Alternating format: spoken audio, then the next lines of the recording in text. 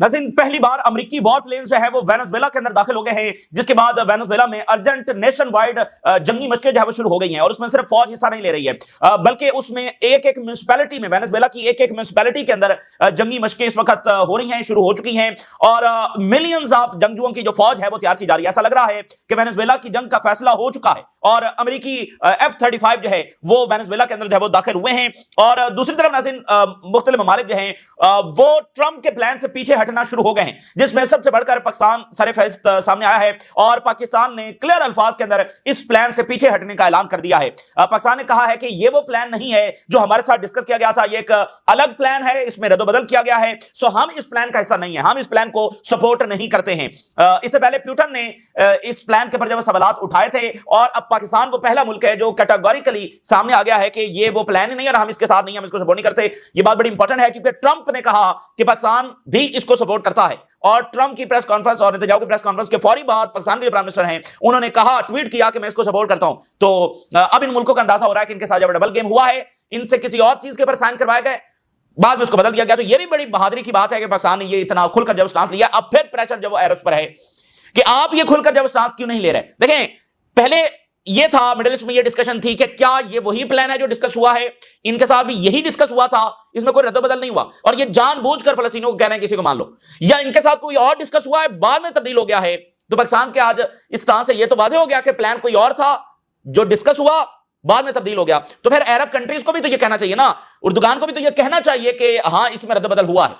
तो जो अमेरिकन और इजरायली ट्रैप है फलस्तीनियों के लिए कि उन पर मलबा डाला जाए कि ये मानने के लिए तैयार नहीं है, तो तुर्की को सामने आना चाहिए और बाकी अरब रियासतों को जब सामने आना चाहिए और वो इसको बताएं कि इसमें जब डबल क्रॉस किया गया है और जो हमसे डिस्कस किया गया था वो कोई और था। मिस्र कह रहा है कि हम तो कन्विंस कर रहे हैं हमास को।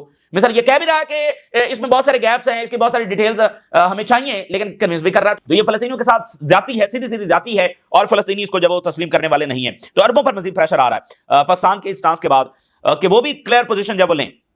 लेबनान जो है वो बिल्कुल जंग के धाने पर खड़ा हुआ है और किसी भी वक्त हिजबुल्लाह का जवाबी हमला इजराइल के ऊपर जो है वो फुल स्केल वॉर छेड़ देगा।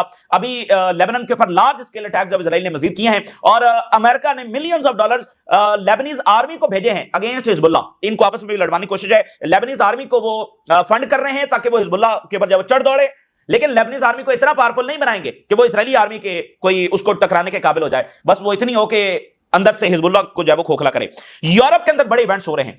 जर्मनी के एयरपोर्ट्स पर इस वक्त ड्रोन्स देखे गए हैं और इस वक्त पूरा यूरोप और जर्मनी और नेटो इस वक्त पैनिक में है और हाई अलर्ट है। वहां पर ड्रोन्स देखे गए हैं, फ्लाइट्स कैंसिल हो गई हैं। अब ये अजब सिलसिला है जो पिछले 10-15 दिनों से यूरोप में शुरू हुआ है। कभी ड्रोन जो है वो पोलैंड में देखे जा रहे हैं, कभी बाल्टिक रीजन में देखे जा रहे हैं, कभी डेनमार्क में, आज जर्मनी में जो है वो देखे गए हैं। तो सवाल यह है कि क्या ये डीप स्टेट जो है वो खुद फॉल्स फ्लैग ऑपरेशन करवा रही है और यूरोप में एक बयानिया बनाने की कोशिश कर रही है कि देखो रशिया से हमें खतरा है। पिछले कई दहाइयों से उनका बयानिया तो यही है कि रशिया हमारे पर अटैक करेगा, खासकर यूक्रेन जंग के बाद। तो उन्होंने इसी बयानी को भेजा है कि रशिया यूक्रेन से बढ़कर आगे भी अटैक करेगा, वो यहां पर रुकेगा नहीं, जो कि फॉल्स बयानिया है।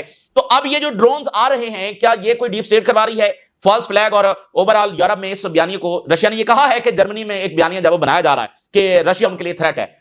तो क्या ये फॉल्स फ्लैग है या रशिया जब सर्वेलेंस के लिए खुद ड्रोन्स भेज रहा है?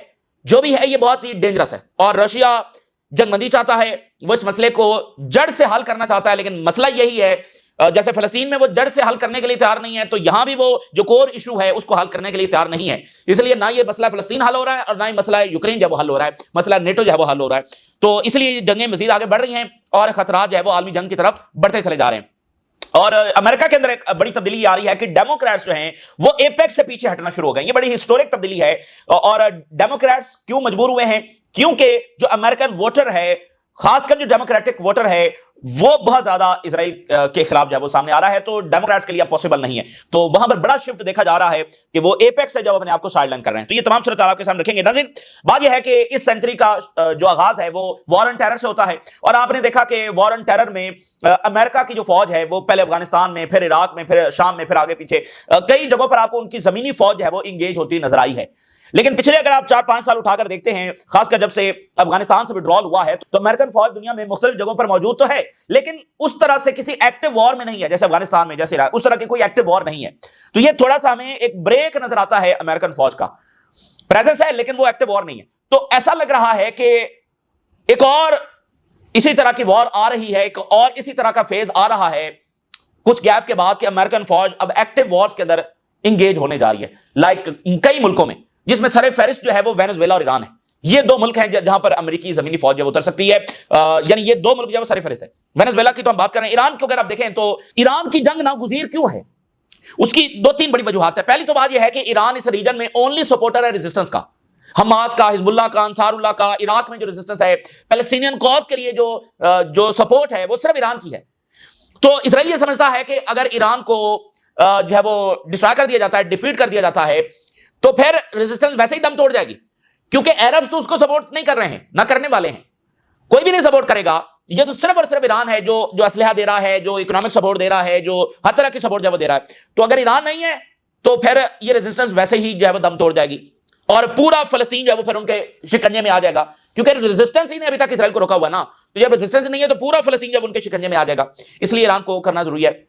दूसरा, अमेरिका ने ईरान को एक पुराना दुश्मन अपना डिक्लेयर किया हुआ है, तो 40-45 साल से वो सारा मामला चल रहा है। फिर ब्रिक्स का इस वक्त जो पिलर है, वन ऑफ द पिलर, वो ईरान है, ठीक है ना। और फिर आप देखिए कि ईरान जब रशिया की भी हेल्प कर रहा है, रशिया के साथ उसके अलायंस जब आगे बढ़ रहे हैं जो यूरोप को पसंद नहीं है, तो ब्रिक्स में ईरान का मजीद आगे बढ़ना, तो अमेरिकन एम्पायर को भी इससे खतरा है। और फिर ईरान की आप सिचुएशन देखिए, जब वो मुज़ाकरात की टेबल पर बैठता है तो उसको क्या ऑफर किया जाता है कि अपने मिसाइलों की रेंज है वो 500 किलोमीटर कर दो, और उसको कहा जाता है कि यूरेनियम जो है वो हमारे हवाले कर दो, यानी एक टोटल सरेंडर जो है उससे डिमांड किया जाता है कि वो अपना दिफा भी जो है ना कर सके। और अगर वो मुज़ाकरात से पीछे हटता है तो कहते हैं उसके ऊपर जब हमला करेंगे। तो जब कोई भी कंट्री उसके साथ ये रवैया अपना रही हो, वेस्टर्न पावर्स, कि उसके साथ कोई मीनिंगफुल मुज़ाकरात ही ना कर रही हो, उसके साथ मसले को हल करने की उनकी कोई इरादा ही ना हो, बल्कि मुसलसल एक नैरेटिव बनाने की कोशिश हो और उसके साथ कोई मीनिंगफुल मुज़ाकरात ना किए जाए। दो ही रास्ते होते हैं ना, या मुज़ाकरात है, तो मुज़ाकरात भी उससे नहीं हो रहे, पीछे हटता है तो कहते हैं हमला करेंगे, तो वो जंग होनी है, क्योंकि कोई ऑप्शन ही नहीं है। ईरान ने हद दर्जा जोर लगाया है कि वो मुज़ाकरात करे, अमेरिका के साथ ताल्लुकात बेहतर करे, यूरोप के साथ मामलात आगे बढ़े, हद दर्जा ईरान ने जोर लगाया। लेकिन ईरान इस तरह से ताल्लुकात आगे नहीं बढ़ा सकता कि वो अपना सारा कुछ जो सरेंडर कर दे। वो एक मुकम्मल बराबरी की सतह पर भी नहीं, लेकिन वो चाहता है कि उसका कुछ ना कुछ सेल्फ डिफेंस उसके पास रहे, जो कि मगरबी ताकतें देने के लिए तैयार नहीं है। क्यों देने के लिए तैयार नहीं है? क्योंकि ईरान के साथ वो कोई मुज़ाकरात करना ही नहीं चाहते हैं। ये सिर्फ दिखावे के मुज़ाकरात है, एक नैरेटिव बनाने के लिए।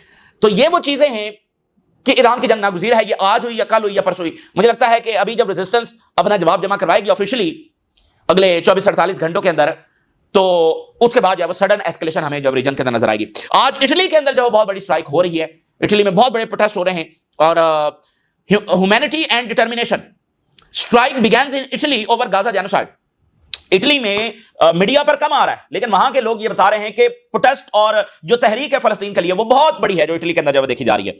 और आज जब मलेशिया के अंदर प्रोटेस्ट हो रहे हैं, ट्रंप जो है वो अपना दौरा शुरू करने जा रहे हैं साउथ ईस्ट एशिया का, तो उसमें आज मलेशिया में प्रोटेस्ट हुए हैं ट्रंप की आमद पर। Malaysian protest Israel outside US embassy before Trump visit. इसमें उन्होंने कहा है कि अमेरिका की जो सपोर्ट है इजराइल के लिए, उस पर ये प्रोटेस्ट है वो वहां पर किए जा रहे हैं।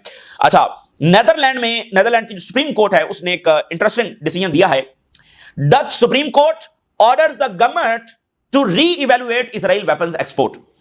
वहां पर यह केस चल रहा है कि भाई जो कोर्ट है वो गवर्नमेंट को ऑर्डर करे कि इजराइल के लिए जो असला सप्लाई, खासकर F-35 के जो पार्ट्स हैं वो बंद किए जाए, उसकी एक्सपोर्ट बंद की जाए। तो सुप्रीम कोर्ट ने कैटेगोरिकली तो ये फैसला नहीं दिया, लेकिन गवर्नमेंट को यह जरूर कहा है कि वो खुद ही रीअसेस करे। तो मेरे ख्याल से ये बहुत ही ठीक फैसला है। मतलब कोर्ट इस तरह से नहीं कह सकती गवर्नमेंट को, और सारे उन मुल्कों की अपनी पॉलिसीज हैं, अमेरिका के साथ उनके ताल्लुकात हैं और बहुत सारी दीगर चीजें हैं, अदालतें इस तरह से इंटरवेंशन कर भी नहीं सकती। तो मेरे ख्याल से ये मैक्सिमम फैसला है जो वहां की कोई कोर्ट दे सकती है। उन्होंने गवर्नमेंट को कह दिया कि आप जब रीअसेस करें, इसको जरा देखें, खुद से ही इसको फैसला कर लें, हमारे ऊपर ये न डालें, खुद ही फैसला करें। तो हमास के लीडर्स है वो पहली बार सामने आए हैं। Hamas says it will respond soon on Trump's Gaza war plan. बहुत जल्द हम रिस्पॉन्ड करेंगे, और हम इस तरह से रिस्पॉन्ड करेंगे कि जो फलस्तीनी अवाम के इंटरेस्ट में है हम वही चीज वो सामने रखेंगे। और ये बात उन्होंने बड़ी इंपॉर्टेंट की कि हम इस प्लान को इस अंदाज में कोई पैनिक में नहीं देख रहे कि एक तलवार उन्होंने हमारी गर्दन के ऊपर जब रखी हुई है और लॉजिक ऑफ द टाइम कि फौरी करो, फौरी जवाब दो। हम अपना तसल्ली से देखेंगे और फिर तसल्ली से जवाब देंगे। हम इस बात को नहीं मानते कि अभी 48 घंटों में बताओ, 72 घंटों में बताओ कि एक तलवार हमारे सर के ऊपर लटक रही है। हम ना इस चीज को देखते हैं कभी, ना इस बार देख रहे हैं। हम सुकून से तसल्ली से जवाब देंगे, और वो जवाब देंगे जो फलस्तीनी अवाम के इंटरेस्ट के मुताबिक है। पाकिस्तान ने कहा है this is not the draft we prepared. Pakistan के स्टांस से चूंकि बहुत चीजें क्लैरिटी के साथ आ गई हैं कि ठीक है, डिस्कशन कोई और हुई थी, धोखा दिया गया है। तो अब जिन जिनको धोखा दिया गया है वो उल्टा फलस्तीनियों को प्रेशराइज करने के बताएंगे उनके साथ धोखा हुआ है। तो पाकिस्तान ने तो कह दिया कि हाँ हमारे साथ डबल गेम हुई है, हमें कुछ और बताया गया, ये कुछ और है। और पाकिस्तान ने कहा कि हम इस प्लान के साथ नहीं है, ठीक है ना। हालांकि पाकिस्तान के प्राइम मिनिस्टर ने कहा कि हम हैं, लेकिन अब पाकिस्तान जब से पीछे हट गया, उनका ये वो नहीं है जो हमारे साथ डिस्कस हुआ, हम इस प्लान का हिस्सा नहीं है। बहुत बड़ा स्टांस है। और ये देखिए अल जजीरा रिपोर्ट कर रहा है, Trump's 20 point Gaza war plan not ours, says Pakistan deputy prime minister. ये हमारा नहीं है।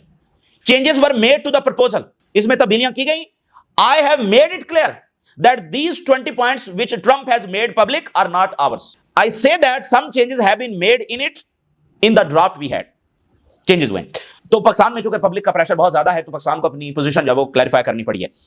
अल जजीरा की एक रिपोर्ट देखिए, ट्रम्प का जो 20 पॉइंट का गाजा प्लान है इज अमेरिकन इजरायली डॉक्यूमेंट, यानी इसलिए जॉन मिरशेमन ने इसको नॉनसेंस एग्रीमेंट करार दिया। यानी फरीक इजरायली और फलस्तीनी है, लेकिन इजरायली और अमेरिकन आपस में बैठे हैं, नेतन्याहू और ट्रंप आपस में बैठे हैं, उन्होंने एक चीज तैयार की है और अब फलस्तीनियों को कहना है कि इसको मानो।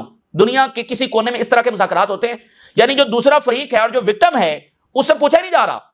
इजरायलीज एंड अमेरिकन आपस में बैठे हैं, जो आपस में इत्तेहादी हैं और इस जंग में, ये अमेरिका की जंग है, वो आपस में बैठकर, यानी एक ही पार्टी है ना, इजराइल और अमेरिका एक ही पार्टी है, वो आपस में बैठकर एक चीज तैयार कर रहे हैं और फलस्तीनियों को कह रहे हैं कि इसको मानो। तो ये क्या बात हुई भाई? So US have no intentions to bring Palestinian into discussion to shape a deal to take Gaza out of the hell. कोई ट्रंप की इंटेंशन ही नहीं है कि वो फलस्तीनियों को इन्वॉल्व करे और उनसे पूछे कि भाई तुम क्या चाहते हो और उनके इंटरेस्ट क्या हैं। हमास और बाकी जो मीडिएटिंग पावर्स हैं वो कोशिश कर रही हैं टू फिल द गैप्स, लेकिन जाहिर है कि मीडिएटर जब खुलकर स्टांस नहीं भी ले रहे हैं। Many things are still unclear. The proposal envisages a future for Gaza without any input by the Palestinian, यानी वो फलस्तीनियों के मुस्तकबिल का फैसला फलस्तीनियों से पूछे बगैर जब करना चाहते हैं, और इजराइल और अमेरिका आपस में मिलकर बैठकर जब करना चाहते हैं फलस्तीनियों के साथ ये करो, ये चलेगा नहीं, ठीक है ना, ये चलेगा नहीं। जो इतनी कुर्बानियां फलस्तीनियों ने दे दी हैं तो उन पर ये इंपोज करेंगे, और ये तो काइंड ऑफ ऑक्यूपेशन है जो उन पर की जा रही है, ये चलेगा नहीं। और अमेरिका कभी इजराइल से पीछे भी नहीं हटेगा, इसलिए ये मसला हल होता हुआ नजर नहीं आ रहा। और अल्टीमेटली जैसे ईरान ने कहा कि ये एग्जिस्टेंशियल वॉर है, या वो रहेगा या हम रहेंगे, भाई यही सूरत हाल है। गजा में इस वक्त बमबारी हो रही है। Forcibly displaced again Palestinian from Gaza city head south. Situation for mothers and babies never been worse in Gaza. इतनी बुरी हालत तो कभी भी नहीं हुई। छोटे बच्चे हैं 5 महीने के, 4 महीने के, 1 साल के, और वो हड्डियों का ढांचा बने हुए हैं। और अमेरिका के अंदर एक बड़ी तब्दीली आ रही है, और न्यूयॉर्क टाइम्स ने ये रिपोर्ट दी है कि Democrats break from AIPAC as war on Gaza shifts Israel stance. बड़ी हिस्टोरिक तब्दीली है। और ये देखें, इस बात का वाज़ेह सबूत है कि 1 साल, 2 साल, 3 साल, 4 साल, कितना अरसा जो है वो अब वहां पर ये इजराइल का ये कंट्रोल रह सकता है। अब ये ज्यादा दिन दूर नहीं है, ये इमारत जब वो वहां पर कोलैप्स होना शुरू हो गई है। जिस तरह से टकर कार्लसन जैसे लोग खुलकर जब वो आकर इनके एक एक बयानी को धज्जियां उड़ा रहे हैं, एक एक बयानी इनकी धज्जियां उड़ा रहे हैं, और अब डेमोक्रेट जब वो एपेक्स से शिफ्ट करना शुरू हो गए। हिस्टोरिक तब्दीली। और इसमें उन्होंने लिखा काफी लंबी चौड़ी चीजें, लेकिन मैं 1-2 चीजें आपके सामने रखता हूं।